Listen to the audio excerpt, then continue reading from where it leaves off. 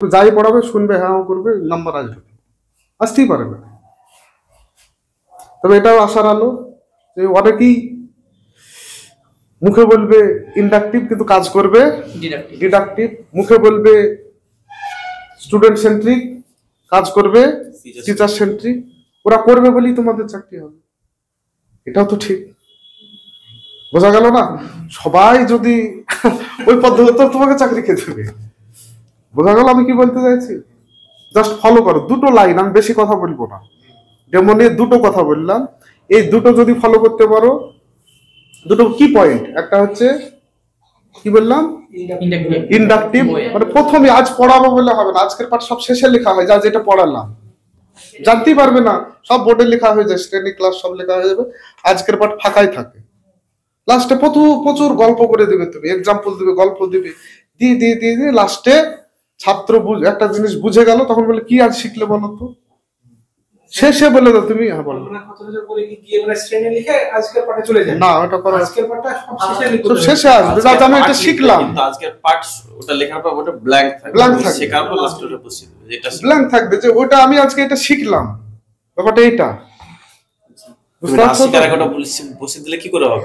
তাহলে তো ডিডাকটিভ হবে, তাহলে তো ওর ইন্টারেস্ট হারিয়ে যাবে। আমি একটা প্যাকেটে মিষ্টি নিয়ে এসেছি, এই গল্প করতে গেলে সারাদিন লেগে যাবে, ইন্টারভিউ আর হবে না আমার, বলেন না স্যার আজকে তো ঠিক আছে? কারণ আমি একটা মিষ্টির প্যাকেট নিয়ে এসেছি, ধরো প্যাকেট নিয়ে এসে ওই বাচ্চা ছেলে সব আছে, আমি আগেই বলে দিলাম যে প্যাকেটের মধ্যে এ আছে, ও ছেলের ইন্টারেস্ট হারিয়ে যাবে। যদি বলে কি আছে বলতো বলে তুমি গল্প শুরু করে দিলাম, এই দেখতে এইরকম কালার, গোল গোল, ঠিক আছে, গোল গোল এইরকম কালার, স্বাদ মিষ্টি, বুঝতে পারছো তো? You have to do that. বোঝা গেল আমি কি বলছি? প্যাকেট নিয়ে চলে এসছি আমি, প্যাকেট ওপেন হবে লাস্টে, প্রচুর গল্প টল্প বলে দিয়ে বাচ্চাকে লাস্টে বলতে হবে কি, তাহলে বলো ওর পূর্ব সূত্র যদি কিছু শেখা থাকে তার সাথে রিলেট করে ও যদি বলতে পারে যে স্যার এটা ভেরি গুড, যদি না বলতে পারে লাস্টে তুমি ওই কানেকশন দেখিয়ে দেখিয়ে বলো যে আগে এটা শিখেছিল, আগে এটা শিখেছিল, দেখো এটা গুড ডিসিশন। দুটো পয়েন্ট বললাম, এই যে এটা মেন পয়েন্ট, এই পয়েন্ট ব্রেক হলে নাম্বার আসবে না। তার সাথে যদি তুমি একটু কিছু অ্যাড করতে পারো তাহলে ওটা আরো সুন্দর হবে। কি ধরনের অ্যাড করবে এটা বলেন? হ্যাঁ বলো। হ্যাঁ, অ্যাড গুলো কি কি করবে আমি তোমাকে এবার বুঝিয়ে দিই, ঠিক আছে? 6টা স্কিল শো হয়ে যাবে, অটোমেটিক হয়ে যাবে তোমার, ঠিক আছে? কিভাবে হয়ে যাবে বলে দিচ্ছি। অ্যাড করার যে ব্যাপারটা জয়ফুল লার্নিং বলা হয়, জয়ফুল লার্নিং, ক্লাসটা যেন প্রচন্ড আকর্ষণীয়, ঠিক আছে? হাসি ঠাট্টার মধ্যে দিয়ে যেন ক্লাসটা হয়ে যায়, এটা মাথায় রাখতে পারলে আর এক ধাপে গিয়ে গেলে, ওটা করতেই হবে, ওটা ব্রেক হলে বাদ। তোমার নাম্বার যদি দেয় ওদের দয়াই দিবে, তোমাকে নাম্বার দেওয়াই উচিত না ওটা ব্রেক হলে। আর এবার যেটা বলছি যে নাম্বার ওটা ঠিক হয়েছে, তারপরে যদি নাম্বার আরো বাড়াতে হয় তাহলে যেটা করতে হবে তোমাকে জয়ফুল লার্নিং, আনন্দদায়ক হতে হবে, অ্যাক্টিভিটি বেসড লার্নিং। বলছি অ্যাক্টিভিটি বেসড, আর সেই গতানুগতিক পড়িয়ে চলে যাচ্ছি, হবে কি করে? প্রতিটা বইয়ে আগে থাকতো, শেষে কি থাকতো? এক্সারসাইজ। এখন বইগুলো তুমি খুলে দেখবে, অবশ্যই খুলে দেখবে বইগুলো, অ্যাক্টিভিটি 1, অ্যাক্টিভিটি 2, অ্যাক্টিভিটি 3, কোথায় এক্সারসাইজ আছে? অ্যাক্টিভিটি মানে কি? যেগুলো করলো তার বেসিসে অ্যাক্টিভিটি মানে কাজ, তাই তো নাকি? কাজের মাধ্যমে শিখবে। বাচ্চাদেরকে সবকিছু দিয়ে দিতে হবে ওদের হাতে, যে এগুলো দিয়ে দিলাম তুমি, তারপরে তুমি জাস্ট ওরাই করবে, শুধু ইনস্ট্রাকশন দিবে, তুমি ভুল পথে গেলে গাইড করবে, গাড়ি ওরাই চালাবে, তোমাকে সামনের সিটে বসতে হবে, পিছনের সিটে বসে জাস্ট এদিক ওদিক হয়ে গেলে একটু করে ভাবি। অ্যাক্টিভিটি বেসড হতে হবে। এবার তোমার যেটা কোশ্চেন সেটা হচ্ছে, আর স্টুডেন্ট পার্টিসিপেশন তো থাকবেই, এটা দিয়ে কোনো প্রশ্ন না। এসো, স্টুডেন্ট পার্টিসিপেশন অবশ্যই থাকবে, পাশাপাশি এসো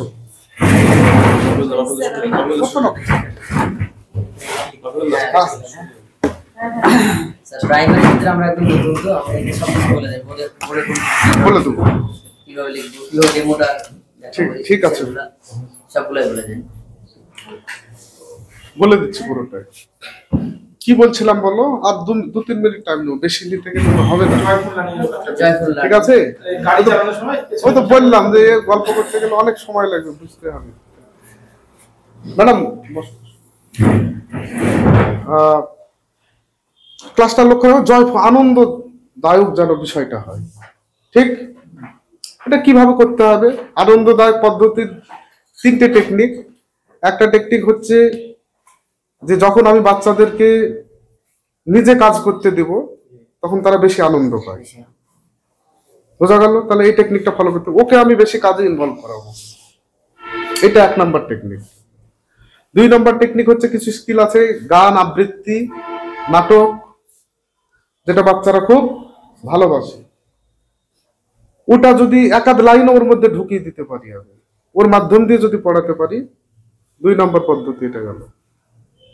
ঠিক, স্টুডেন্ট পার্টিসিপেশন 1 নাম্বার, 2 নাম্বার গান, নাটক, আবৃত্তি ওগুলো। আর 3 নাম্বার হচ্ছে যে 6খানা স্কিলের কথা তুমি যেটা বললে সেটা ওদেরকে বোঝানো। 6খানা স্কিল বোঝানো বলতে গেলে এখন প্রশ্ন, 6খানা স্কিলই কি আমি ওখানে একটা ভিডিওর মধ্যে দেখানো সম্ভব হবে? এটা হচ্ছে তোমার প্রশ্ন। কি করে সম্ভব হবে? আচ্ছা, কটা সম্ভব হচ্ছে আমি সেটা বলে দিই তোমাকে, ঠিক আছে? তারপর সম্ভব না হলে বাদ দিতে হবে। কটা সম্ভব হচ্ছে সেগুলো বলি আমি। কিভাবে করব ওটা?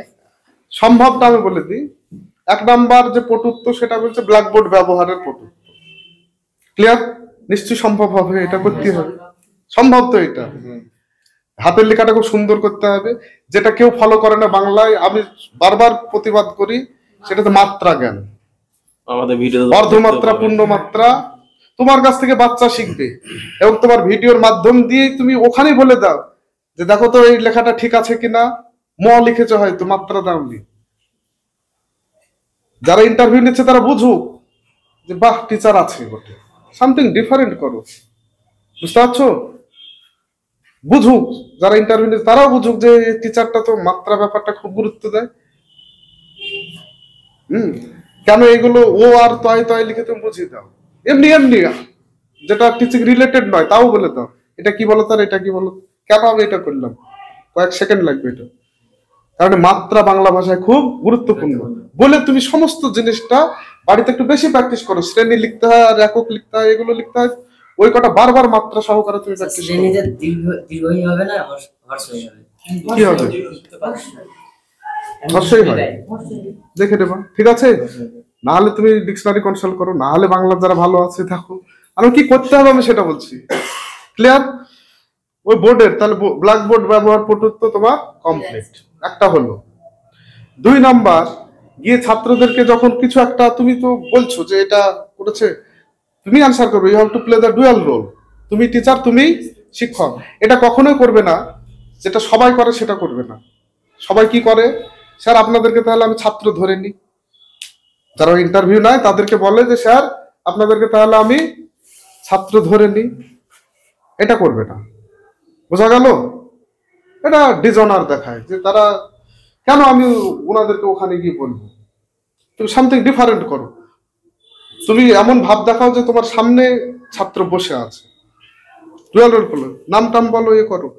যারা ইন্টারভিউ তাদের সঙ্গে আই কন্ট্যাক্ট রাখো মাঝে মাঝে। বোঝা গেল এই পদ্ধতি? এটা বুঝতে পারলে না আমি কি বললাম? বুঝতে পারো নি তুমি কি বললে? বুঝতে পেরেছো? যে বারবার সবাই গিয়ে এটা বলে, চ্যানেল গুলোতে শেখানো হয় যে গিয়ে বলবেন যে স্যার তাহলে আপনাদেরকে স্টুডেন্ট ধরি। একই কথা যখন মানুষ বারবার শোনে, আমি ইন্টারভিউ নিচ্ছি, এখানে এসে আমাদেরকে যখন 2-4 জন বলে, নিজে আমাদেরই বিরক্ত লাগে। এই কি বলছে যে বারবার ছাত্র ধরে নি, ছাত্র ধরে। ইভেন এরকম হয়েছে কতদিন আমরা এরকম একটা জেনারেল ক্লাস করলাম, ওখানে বলে দিলাম যে এটা বলার দরকার নেই, তারপরে ওটা অভ্যাস, ছাত্র ধরে বলি। তারপর একজন বোধহয় ক্লাস ছিল না, পরে এসে আবার বলছে তাহলে স্যার আপনাদেরকে ছাত্র ধরে বলি। এটা স্যার সব জায়গায় বলা হয়, এটা দেখি ইউটিউবে। না, এটা উজ্জ্বল থাকবে, এটা উজ্জ্বল রাখতে হবে। তুমি বলো না, তুমি ক্লাসেই তো আছো। স্যার এটা আদর্শ ক্লাসরুম ধরে নিয়ে বলেন। হ্যাঁ স্যার আমি এটাকে একটা আদর্শ ক্লাসরুম ধরে নিয়ে কাজটা করছি, ব্যাস। আপনাদেরকে ছাত্র ধরা কথাতেই সব বোঝা গেল। ওই যে তুমি একটু ডিফারেন্ট কাজ করলে ওর মাথায় কিন্তু স্ট্রাইক করবে, আরে এই ছেলেটা ছাত্র ধরলো না, ব্যাপারটা কি আমাদেরকে বোঝা গেল না। ওই 10টা করতে করতে একটা স্বাদ যে বদল হলো, ব্যাস তোমার ইন্টারভিউটা মনোযোগ সহকারে। যদি গতানুগতিক সবাই যা করছে তুমি তাই করো, হবে না, একই রকম হয়ে যাবে, সেই খাতায় পড়ে যাবে। ঠিক আছে, এটা অভ্যাস করতে হবে, একদিনে হবে না। আর হ্যাঁ, দ্বিতীয় স্কিল যেটা, সেটা হচ্ছে উৎসাহ দান পটুত্ব, রিইনফোর্সমেন্ট। তো একটা ছেলে, তুমি তো একটা অ্যান্সার বললে, এটা বাহ বোর্ডে লিখলে, তুমি খুব সুন্দর বলেছো, হয়ে গেল উৎসাহ দান, রিইনফোর্সমেন্ট তো হয়ে গেছে। আর একটা পটুত্ব গেল, দুটো গেল। প্রশ্নকরণ, কোশ্চেনিং। তো তুমি তো ওকে কোশ্চেন করছো, আচ্ছা বলো তো, গোটা ক্লাসই তো কোশ্চেনের উপর দিয়ে যাবে, গোটা। তুমি যদি টিচার সেন্ট্রিক পড়ো তাহলে একটা স্কিলও আসবে না, আর যদি স্টুডেন্ট সেন্ট্রিক করো অটোমেটিক 6খানায় চলে আসবে। আমি তোমাকে দেখিয়ে দিচ্ছি, বলছে কোশ্চেনিং। তুমি বলবে আচ্ছা বলো তো এটা কি হলো, ও বললো অ্যান্সার। আচ্ছা এটা বললে, বাহ, কোশ্চেনিংও গেল, 3টে পটুত্ব কমপ্লিট। আর কি পটুত্ব আছে বলো? পূর্ব পাঠের সাথে, ওটা তো লেসন প্ল্যানের সঙ্গেই হলো। পটুত্ব 6খানা বলো, 3টে পটুত্ব গেল, 6খানা পটুত্বের মধ্যে 3টে গেল। আর কি পটুত্ব? গল্প বলা একটা পদ্ধতি, পটুত্ব গল্প বলা আর একটা পদ্ধতি, এটা একটা পটুত্ব। তো তুমি যেখানে ক্লাসগুলো কোশ্চেনিং এর মাধ্যমে তুমি 1 সেকেন্ড 1 মিনিট তো কিছু না কিছু রিলেট করে গল্প ওখানে করবে, তো তুমি বুঝতে পারছো, গল্প বলা ওর মধ্যে হয়ে যাবে। ব্যাখ্যামূলক একটা, তো তোমাকে তো মাঝে মাঝে ছাত্রের যদি উইক পয়েন্ট কোথাও, ওখানে তুমি নিজেই ধরিয়ে দেবে উইক পয়েন্ট, সেটা একটু তুমি এক্সপ্লেন করছো, ব্যাখ্যা দানও তো হয়ে যাচ্ছে। 6খানা পটুত্বই সম্ভব তুমি যদি স্টুডেন্ট সেন্ট্রিক পড়াও, অটোমেটিক চলে আসবে। এমনি তো ওইগুলো আসে না, হয়ে যাবে। কি হবে না, হবে না, কি বলে চেষ্টা করতে হবে স্যার, একদিনে তো হবে না। আমি একদিনে হবে বলিনি, ঠিক আছে, একদিনে হবে সেটাও বলিনি, কিন্তু একদিন হবে, আমি এটা বলেছি। ইন্টারভিউর আগে একদিন হবে, হতেই হবে, এইটাই ব্যাপার। তুমি ইন্টারভিউ অনেক নাম্বার পাবে, আমি বলছি তুমি ফলো করো। যদি নাম্বার না পাও আমাকে বললো যে কেন নাম্বার হলো না, সেটা অবশ্যই ফলো। এটা টিচিং রিলেটেড গেল। আর আবার কোনোদিন বসবো, এরকম মাঝে মাঝে বসবো, ঠিক আছে। তুমি যতক্ষণ মক না দিবে ততক্ষণ দেওয়ার পর আমরা যে ফিডব্যাক দিই, ফিডব্যাকটা ভালো, সেটা আমি তো বলেই দেবো তোমাকে, তোমার এই জায়গা ভুল হচ্ছে, এই জায়গায় ঠিক হচ্ছে, এইগুলো বলে দেবো। শুরুতে যেটা লিখবে, শুরুতে এদিকে স্যার শ্রেণী তারিখ, শ্রেণী তারিখ, বিষয় আর তারিখ থাকবে, আর ওদিকে আজকের পাঠ, এদিকে বিষয় থাকবে, আর এদিকে শ্রেণী আর তারিখ, ওইদিকে থাকবে শ্রেণী, নিচে থাকবে তারিখ, এদিকে থাকবে উপরে থাকবে বিষয়, নিচে থাকবে আজকের পাঠ। 4টে জিনিস, 4টে থাকবে। আজকের পাঠ তো লাস্টে লিখবো, এককও লিখতো আগে, তুমি আজকের পাঠই লিখো, টুডেজ লেসন, আজকের পাঠ লিখো। লেসন না স্যার, ইউনিট লিখবো, ওটা ইংলিশে তুমি ইংলিশে যদি ক্লাস করো তাহলে টুডেজ লেসন করলে হবে, কোনো অসুবিধা নেই। পাঠ মানে ভিডিওটা দেখছি একক লিখছি, আর কিছু লিখতে আজকের পাঠ সবই ঠিক। একক হলে, একক এবং আজকের পাঠের তফাৎ হচ্ছে, একক মানে হচ্ছে চ্যাপ্টারের নাম, আজকের পাঠ দেওয়াটা বেশি ভালো। তাহলে তোমাকে সেখানে উপ একক করতে হবে। একক মানে হচ্ছে কি বললাম, চ্যাপ্টারের নাম, তাহলে আবার উপ একক দিতে হয়। উপ এককটা, হ্যাঁ, তো দরকার নেই একক উপ এককে, তুমি আজকের পাঠ দিয়ে ওই পোরশনটা তুমি একটু ওখানে বলে দেবে, তাহলেই হয়ে যাবে, ঠিক আছে। আর আর বলো, ইন্টারঅ্যাক্টিভ ওয়েতে আমরা টিচিং করাচ্ছি, একদম অবভিয়াস, ওটা করতেই হবে। এবং প্রচুর উদাহরণ থেকে সূত্র আসছে, তারপর সংজ্ঞা আসছে। একদম এই কথাটা জীবনে বলা যাবে না, আজ আমি তোমাদের পড়াবো না, বলাই যাবে না, ওখানে টিচার সেন্ট্রিক ভুলে যেতে হবে, এটা প্র্যাকটিস করো। আজকে আমরা কি শিখবো, আজকে আমরা এটা শিখবো যতটা ইউজ করা যাবে না। না, ক্লাসের বোর্ডের আজকের পাঠটা সব লাস্টে লিখবো, না, আজকের পাঠ লিখবে, কিন্তু পাঠের বিষয়টা তুমি পরে লিখবে, পাঠের যেটা পড়ালে সেই অংশটা লিখবে পরে। আজকের পাঠ বলে ফাঁকা থাকবে, হ্যাঁ আজকের পাঠ লেখাতে বাকি শূন্যস্থান পূরণ লাস্টে হবে। সাধারণ বর্ণ পড়লাম, বর্ণটা লিখবো না, একদম স্বরবর্ণটা পড়লাম, স্বরবর্ণটা লিখবো, হ্যাঁ ওটা পরে লিখবে, পরে লিখবো। এবং জয়ফুল লার্নিং করার চেষ্টা করতে হবে। হ্যাঁ, 3টে পদ্ধতিতে করা যেতে পারে, নিজেদের কাজ করার মাধ্যমে, সেটা প্র্যাকটিসের মাধ্যমে আসবে। এত কিছু জানার পরে তোমার ভুল হবে, এত কিছু বললাম তারপরেও ভুল হবে, কিন্তু ওই যে বললাম একদিন ঠিক হবে, এই আশাটা রাখো এবং ওই একদিনের জন্য এই প্র্যাকটিসটা রাখো, এটা ভাইটাল জিনিস। তারপর তোমাকে কোথায় ধরলো, কার বাপের নাম কি তুমি পারলে না, খুব একটা ম্যাটার করবে না, ঠিক আছে? বোর্ড ওয়ার্ক করতে গেলে আমার ডাউট হচ্ছে, একটা বানান ভুল হলো কি ঠিক হলো আমার ডাউট হচ্ছে আমার। হতেই পারে হঠাৎ করে, যেমন কয়েকদিন আগে হঠাৎ করে মন্ডে বানান আমার সন্দেহ হয়ে গেল, হতে পারে হঠাৎ করে আমার কি মনে হলো মন্ডে বানান আমার কি ডিকশনারি বার করলাম মোবাইল থেকে, এরকম হয়ে যায়। ওই রকম সিচুয়েশনে পড়লে কি করতে লাগছে? তুমি তো আগেই প্রিপেয়ার্ড হয়ে যাচ্ছ, সুতরাং এটা হওয়ার চান্স খুব কম, এটা চান্স কম। ওই রিলেটেড একটা শব্দ হয়েছে বসিদার সঙ্গে সঙ্গে, এটা ঠিক, এবং ওই চান্সটা তো কম, ঠিক আছে? ওই চান্স কম আছে এখানে।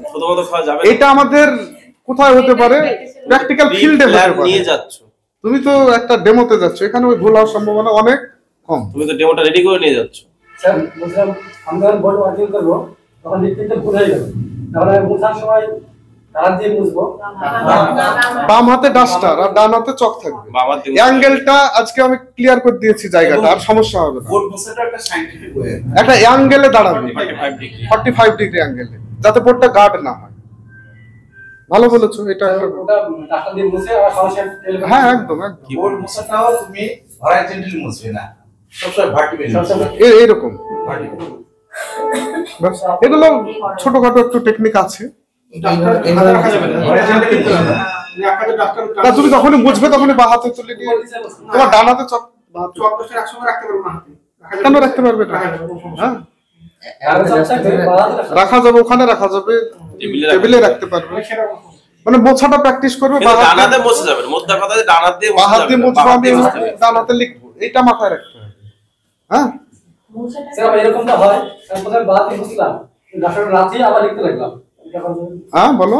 বাঁ দিয়ে প্রথমে ডাস্টার দিয়ে মুছে নিলাম, কিন্তু আমি ডাস্টারটা থেকে ভুলে গেলাম, আবার ডান হাতে লিখতে লাগলাম। অসুবিধা নেই, ঠিক ওগুলো অতটা আমি মেন জায়গাটা বলেছি, বুঝতে পারছো তো? আর এই ছোটখাটো টেকনিক গুলো এগুলো নেগলিজেবল, আমি বলবো নেগলিজেবল। বানানটা ঠিক আছে কিনা, বোর্ডটা লেখাটা আমার ঠিক আছে কিনা, হাতে লেখা খারাপ হোক কিন্তু স্পষ্ট মোটা মোটা লেখা, বাচ্চারা মোটা মোটা গোটা গোটা লেখা পছন্দ করে, পরিষ্কার পরিচ্ছন্ন। আর্টিস্টদের মতো। আমি ডান হাতে চকটা নিলাম কি বাম হাতে চকটা নিলাম, কোন হাতে রাখলাম, এটা খুব মাইনর বিষয়, তা ফলো করবে, বা হাতেই করবে। তাহলে শুরু হোক নাকি? যতক্ষণ শুরু না হবে ততক্ষণ তুমি রিয়ালিস্টিক সিচুয়েশনে না আসলে ওই এখানে এত লোক আছে তো কত সুন্দর কথা বলছো, যখন তোমাকে একা ডাকবো ঠিক আছে চলো এই কথাগুলো চেঞ্জ হয়ে যাবে, আমি ওই সিচুয়েশন গুলো